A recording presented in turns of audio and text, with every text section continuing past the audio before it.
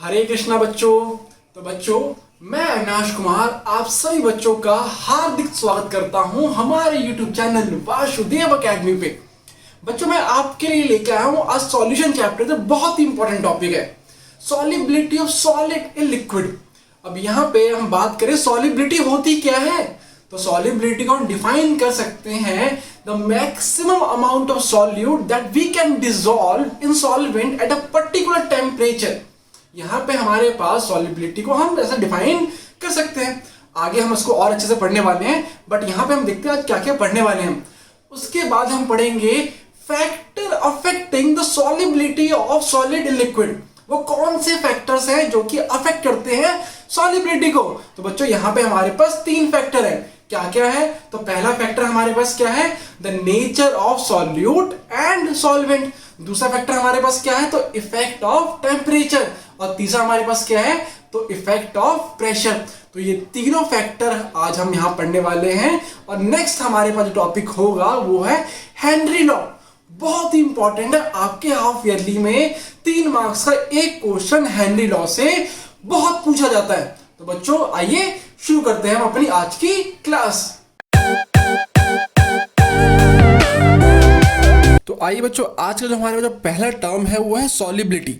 पहले हम इसकी डेफिनेशन पढ़ते हैं और फिर समझेंगे इसका मेन आइडिया, जो मेन हमारे पास मीनिंग है सॉलिबिलिटी का वो क्या है। Solubility of substance is defined as a maximum amount. क्या बच्चों, तो maximum amount of solid in gram dissolve in a specified amount of solvent at a specific temperature. इसका मतलब क्या, हमारे पास एक कांस्टेंट टेम्परेचर पे, एक पर्टिकुलर टेम्परेचर पे मैक्सिमम अमाउंट ऑफ सॉल्यूट कितना डिसॉल्व हो सकता है हमारे पास किसी भी लिक्विड में, उसे हम क्या बोलेंगे, उसकी सॉलिबिलिटी। समझ आया स्टूडेंट। अगर हम बात करें यहाँ पे हमारे पास रूम टेम्परेचर पे हमारे पानी है, हमारे पास कितना, तो 1 लीटर। उसमें आप कितना चीनी मिला सकते हो या फिर कितना नमक मिला सकते हो मैक्सिमम, उसे हम बोलेंगे क्या, तो सॉलिबिलिटी। इतना क्लियर हो गया स्टूडेंट। अब यहाँ पे हमारे पास सॉलिबिलिटी को डिफाइन करने के बाद यहाँ पे हमारे पास टर्म आता है कि ये हमारे पास सॉलिबिलिटी है वो किस किस चीज़ों से इफेक्ट होती है। तो स्टूडेंट, सॉलिबिलिटी डिपेंड करती है हमारे पास किसकी, तो nature of solute and solvent पे। वो किस पे डिपेंड करेगी, नेचर ऑफ सॉल्यूट, सॉल्वेंट। और यहाँ पे हमारे पास 2 और पैरामीटर्स होते हैं। कौन कौन से, ये हमारे पास है pressure and temperature. So student, यहाँ पे हमारे पास क्या आ गया, nature of solute and solvent. तो यहाँ पे हमारे पास जो नेचर ऑफ सॉल्यूट और सॉल्वेंट है, इस पे हमारे पास डिपेंड करेगा सॉलिबिलिटी। कैसे करेगा, हम ये आगे पढ़ने वाले हैं बहुत डिटेल में। कोई दिक्कत की बात नहीं है, टेंशन मत लीजिए। सब चीज़ यहाँ पे बिल्कुल बेसिक से हमारे पास एडवांस तक यहाँ पे चलने वाली है। तो कृपया करके वीडियो को एंड तक देखिए। नेक्स्ट हमारे पास क्या है, तो टेम्परेचर पे भी डिपेंड करता है सॉलिबिलिटी। अगर मैं इसका एग्जांपल लूं, तो आपने अगर जलेबी खाई होगी, खाई है ना, बिल्कुल बिल्कुल खाई है, हम सब ने खाई है। तो वहां पे वाटर में जब वो चाशनी बनाता है, जो हलवाई है, वो करता क्या है, वो टेम्परेचर को हाई करता है। तो उसमें वो और ज़्यादा से ज़्यादा वो चीनी उसमें डिसॉल्व कर पाता है। तो ये हमारे पास प्रूफ हो गया कि जो सॉलिबिलिटी है वो डिपेंड करता है किस पे, टेम्परेचर पे। और नेक्स्ट हमारे पास है प्रेशर। तो इसकी बात हम डिटेल में करने वाले हैं आगे, किसमें, तो यहाँ पे हमारे पास जो पूरा हेनरी लॉ है ना स्टूडेंट, हेनरी लॉ इसी पे डिपेंडेंट है। तो बात करेंगे इसको आगे। तो आगे बढ़ते हैं। तो स्टूडेंट, अब देखते हैं यहाँ पे हम solubility of solid in liquid. यहाँ पे हमारे पास जो सॉलिड है उसकी सॉलिबिलिटी कितनी होगी हमारे पास सॉलिड में, और इसको कौन कौन से जो हमारे पास पैरामीटर है वो अफेक्ट करते हैं।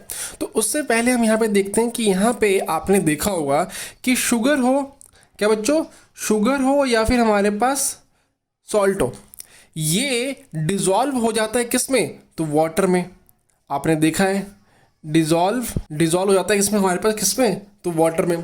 बट अगर मैं यही शुगर और ये सॉल्ट, अगर मैं बेंजीन सॉल्वेंट में, यहाँ पे हमारे पे जो वाटर है वो क्या हो गया, तो सॉल्वेंट हो गया।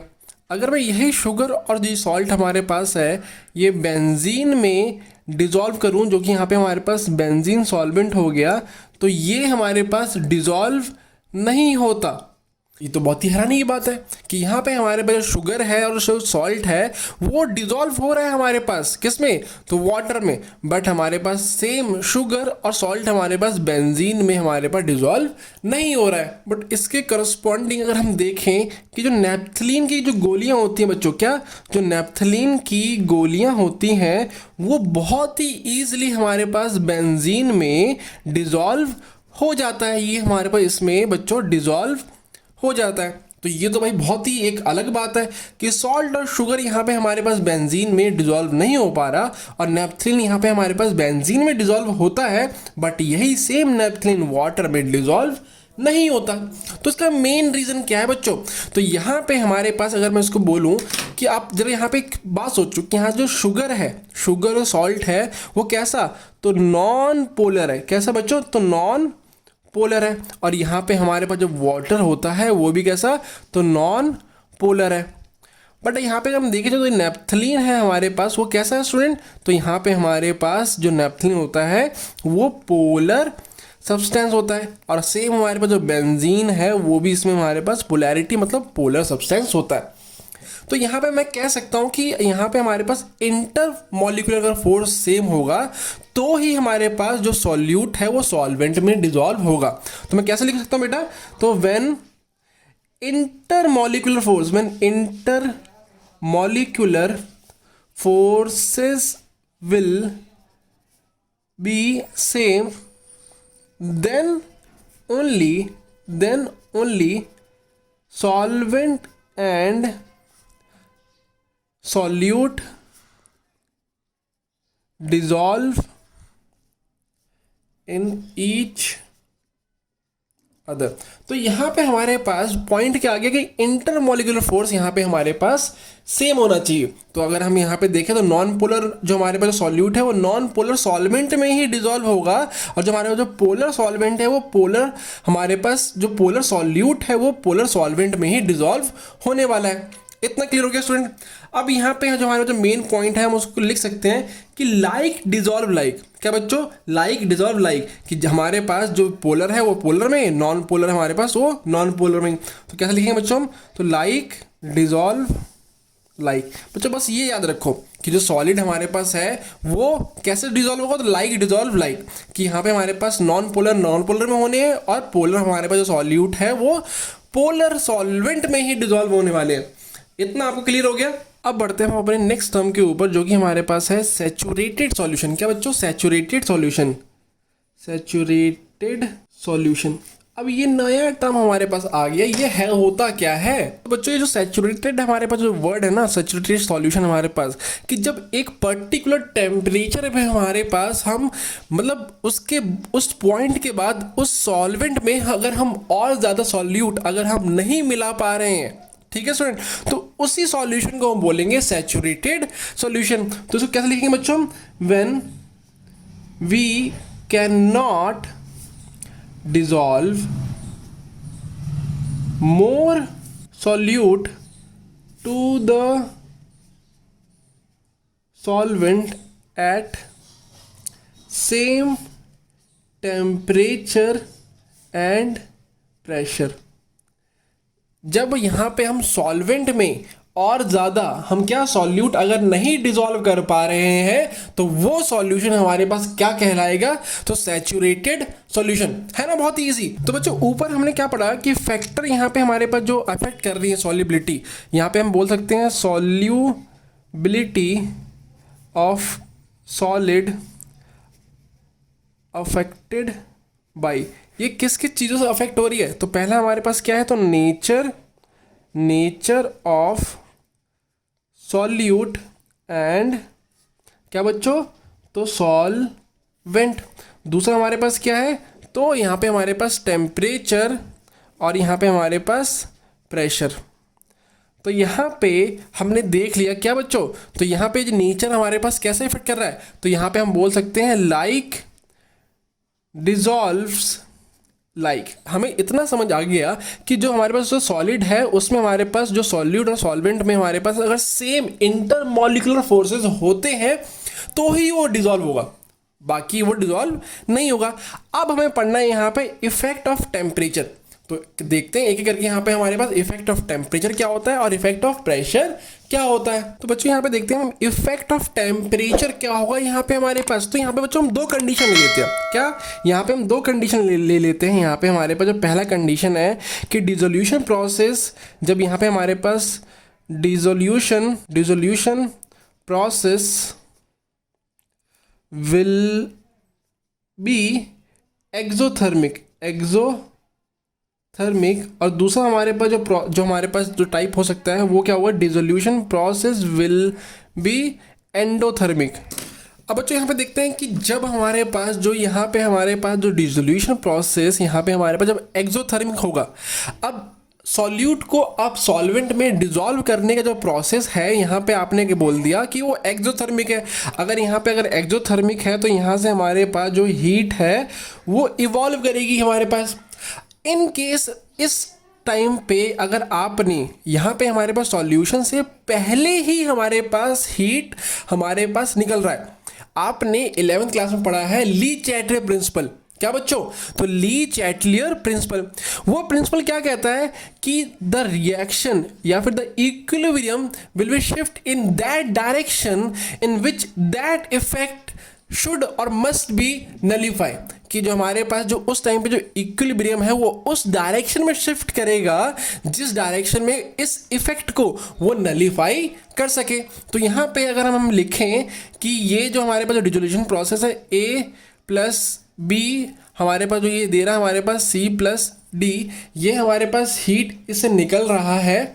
तो यहाँ पे जैसे ही मैं यहाँ पे क्या, तो ये एक्सोथर्मिक है, मैंने यहाँ पे टेम्परेचर को बच्चों यहाँ पे मैंने इंक्रीज कर दिया, टेम्परेचर को मैंने इंक्रीज कर दिया, तो जो रिएक्शन है वो बैकवर्ड जाएगी। तो ये हमारे पास जो यहाँ पे हमारे पास जो इफेक्ट ऑफ टेम्परेचर है वो क्या होगा, तो बैकवर्ड जाने का मतलब हमारे पास स्टूडेंट क्या हो गया कि सॉल्युबिलिटी डिक्रीज। अगर बैकवर्ड जा रहा है तो यहाँ पे हमारे पास ये सॉल्यूट और ये सॉल्वेंट हो गया, तो इसकी हमारे पास पीछे आ रहा है हमारे पास रिएक्शन, तो जो ए हमारे पास है उसकी सॉल्युबिलिटी डिक्रीज हो जाएगी। तो अगर हमारे पास एक्सोथर्मिक हमारे पास रिएक्शन आ रही है तो हीट इवॉल्व होगा और टेम्परेचर इंक्रीज करते टाइम, उसी टाइम अगर आप टेम्परेचर इंक्रीज करोगे तो सॉल्युबिलिटी ऑफ सॉल्यूट डिक्रीजेज। इतना याद करो बस, सॉल्युबिलिटी ऑफ सॉल्यूट हमारे पास क्या होगा, तो डिक्रीज हो जाएगा, है ना, बहुत ही ईजी।